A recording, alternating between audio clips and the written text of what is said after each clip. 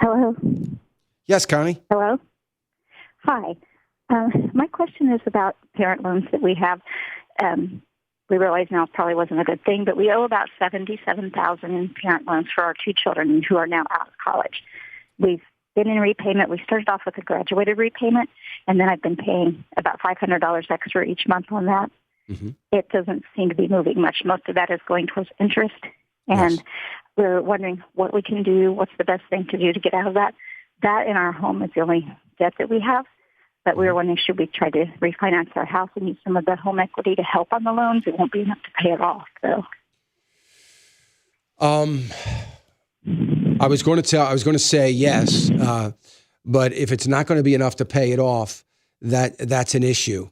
I really, the student loans are a nightmare. I just talked to somebody that I know that is 68 years old and falling behind in their student loans. 68. They've been paying them. And they asked me about Social Security. I said, yeah, Social Security is going to lean your Social Security if you don't. I mean, they're just nightmare loans. They're the worst kind of loan to have. You can't get out from under them. Fortunately, younger people are more and more staying away from that. It's very, very difficult. It is going to all the interest. You need to refinance it some way, shape, or form. I would say, yes, probably refinance the house. I don't normally suggest that, but it's the only way you can start really getting to the interest on those.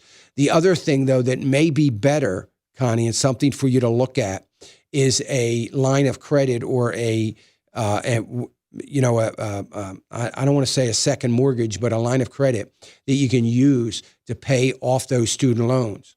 Now, that's going to be an interest-only loan. In other words, you only have to pay $60 a month if that's all the interest is. That's all you're required to pay. So you really get a feel for what you're doing. In other words, that $500 extra you're paying is going to go 100% to paying down that loan. So that may be a better way to go. But before you do that, let me tell you the downside of that. It is likely that obviously anybody that has a loan like that, you're going to see your interest rate going up because the Federal Reserve raising rates. I believe that the Federal Reserve's already sorry they raised rates. They're going to raise them again likely in the month of March, and then I can't imagine them doing it beyond that anymore.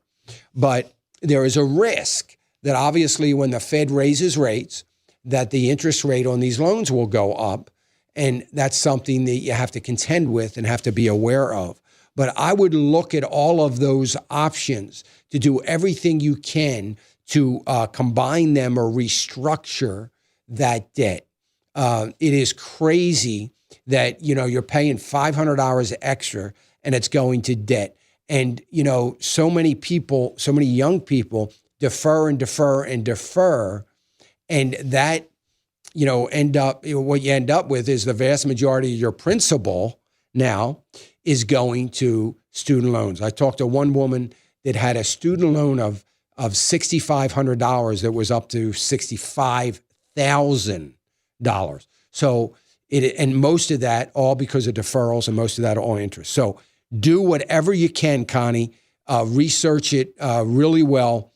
First place to talk is your local bank. Believe it or not, your small community local bank that you might deal with, they're a lot more aggressive. They have very low fees, and they may be the best place for you to go in order to maybe even refinance your mortgage or this home equity loan. So go there first, check them out, and see what you can work out.